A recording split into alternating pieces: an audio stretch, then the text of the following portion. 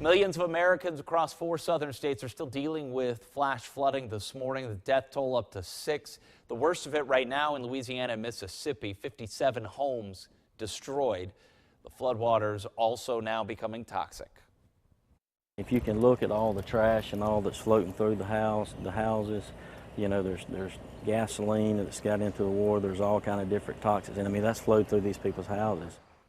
Thousands were evacuated last night in Louisiana after a levee topped, and it's